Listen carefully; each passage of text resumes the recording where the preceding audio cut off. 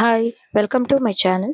ನಾನಿವತ್ತು ತಿಳಿ ಸಾರನ್ನ ಪುಡಿ ಮಾಡೋದು ಹೇಗೆ ಅಂತ ತೋರಿಸ್ತಾ ಇದ್ದೀನಿ. ಇದು ನಾನು ಸ್ವಲ್ಪ ಜಾಸ್ತಿ ಕ್ವಾಂಟಿಟಿಲಿ ಮಾಡೋದನ್ನ ತೋರಿಸ್ತಾ ಇದ್ದೀನಿ. ನೀವು ಸ್ವಲ್ಪ ಕ್ವಾಂಟಿಟಿಗೆ ಆದ್ರೆ ಬೇಕು ಕೇಳಿದ್ರೆ ನಾನು ನಿಮ್ಗೆ ಅದನ್ನ ಹೇಳ್ತೀನಿ.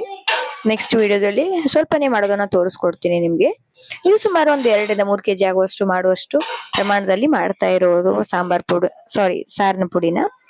ಇದನ್ನ ನಿಮ್ಗೆ ಇಷ್ಟ ಆಗಿದ್ರೆ ಪ್ಲೀಸ್ ಲೈಕ್ ಮಾಡಿ, ಶೇರ್ ಮಾಡಿ, ಕಮೆಂಟ್ ಮಾಡಿ, ಹಾಗೆ ಪಕ್ಕದಲ್ಲಿರೋ ಬೆಲ್ ಐಕಾನ್ ಕೂಡ ಪ್ರೆಸ್ ಮಾಡೋದನ್ನ ಮಾತ್ರ ಮರಿಬೇಡಿ. ಅದಕ್ಕೆ ನಾನು ಮೊದಲನೇದಾಗಿ ಒಂದು ಕಡಾಯಿ ಇಟ್ಕೊಂಡಿದ್ದೀನಿ. ಅದಕ್ಕೆ ಒಂದು 3 ಇಂದ 4 ಸ್ಪೂನ್ ಆಗುವಷ್ಟು ಕೊಬ್ಬರಿ ಎಣ್ಣೆನ ಹಾಕೊಂಡಿದ್ದೀನಿ. ಜಾಸ್ತಿ ಎಣ್ಣೆ ಹಾಕೊಳ್ಬಾರ್ದು.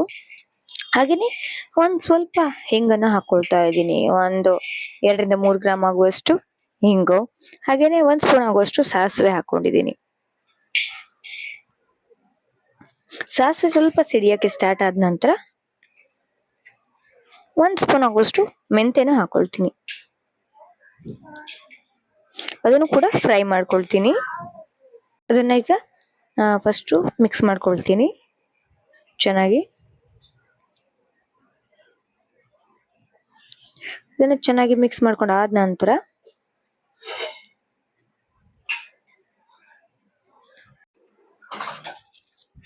ಇದಕ್ಕೆ ಒಂದು 200 ಗ್ರಾಮ್ ಆಗುವಷ್ಟು ಜೀರಿಗೆನ ಹಾಕೊಂಡು ಫ್ರೈ ಮಾಡ್ಕೊಳ್ತೀನಿ. ಇದನ್ನ ಸ್ವಲ್ಪ ಚೆನ್ನಾಗಿ ಫ್ರೈ ಮಾಡ್ಕೊಳ್ತಾ ಇದ್ದೀನಿ. 1 ನಿಮಿಷ ಫ್ರೈ ಮಾಡ್ಕೊಂಡ್ರೆ ಸಾಕಾಗತ್ತೆ ಇದಕ್ಕೆ. ಇದನ್ನ 1 ನಿಮಿಷ ಫ್ರೈ ಮಾಡ್ಕೊಂಡ್ ಆದ ನಂತರ ನೋಡಿ, ಚೆನ್ನಾಗಿ ಸ್ಮೆಲ್ ಬರೋ ತನಕ ಫ್ರೈ ಮಾಡ್ಕೊಳ್ಬೇಕು.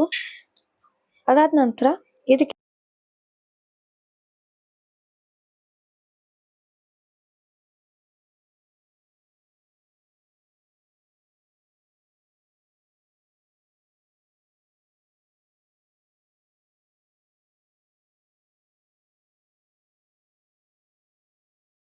ಚೆನ್ನಾಗಿ ಮೀಡಿಯಂ ಫ್ಲೇಮಲ್ಲಿ ಇಟ್ಟು ಇದನ್ನ ಚೆನ್ನಾಗಿ ಫ್ರೈ ಮಾಡ್ಕೊಳ್ತೀನಿ. ಅದಾದ ನಂತರ ಈಗ ನಾನು ಇದಕ್ಕೆ ಧನಿಯಾನ ಹಾಕೊಳ್ತಾ ಇದ್ದೀನಿ. ಧನಿಯಾ ಸುಮಾರು ಒಂದು 1/4 kg ಆಗುವಷ್ಟು ಧನಿಯಾನ ಹಾಕೊಳ್ತಾ ಇದ್ದೀನಿ. ಅದನ್ನು ಹಾಕಿ ಚೆನ್ನಾಗಿ ಫ್ರೈ ಮಾಡ್ಕೊಳ್ತೀನಿ ಫಸ್ಟ್.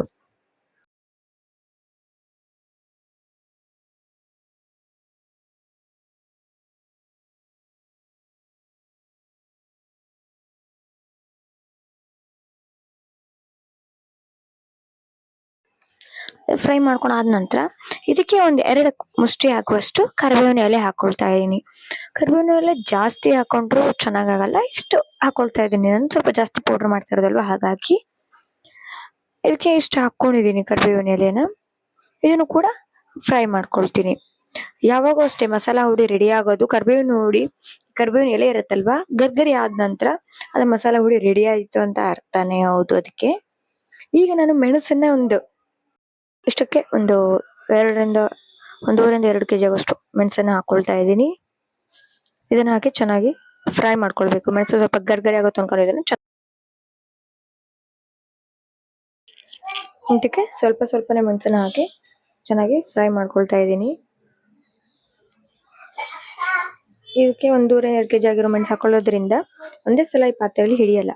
ಹಾಗಾಗಿ ಸ್ವಲ್ಪನೇ ಮಾಡ್ಕೊಂಡು ಉಳಿದಿರೋ ಮೆಣಸನ್ನು ಲಾಸ್ಟ್ ಅಲ್ಲಿ ಮತ್ತೆ ಫ್ರೈ ಮಾಡಿ ಹಾಕೊಳ್ತೀನಿ.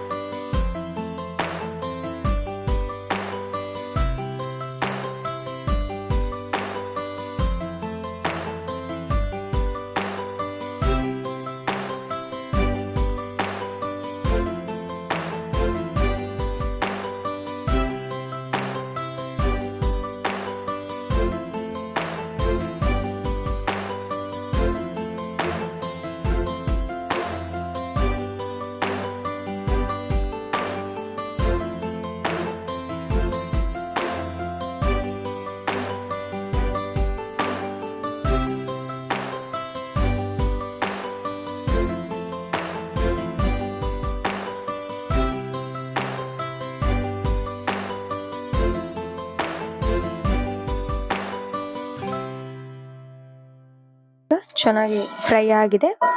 ಇದು ತಣ್ಣಗಾದ್ಮೇಲೆ ಬೆಳ್ಳಿಗೆ ಹಾಕಿ ಪೌಡರ್ ಮಾಡ್ಕೊಂಡ್ ಬರ್ತೀವಿ. ಇದು ನಿಮ್ಗೆ ಇಷ್ಟ ಆಗಿದ್ರೆ ಪ್ಲೀಸ್ ಲೈಕ್ ಚಾನಲ್ ಹೊಸಬ್ ನೋಡ್ತಾ ಇದ್ರೆ ಸಬ್ಸ್ಕ್ರೈಬ್ ಮಾಡೋದನ್ನ ಮಾತ್ರ ಮರಿಬೇಡಿ. ಪ್ಲೀಸ್ ಸಬ್ಸ್ಕ್ರೈಬ್ ಮಾಡಿ.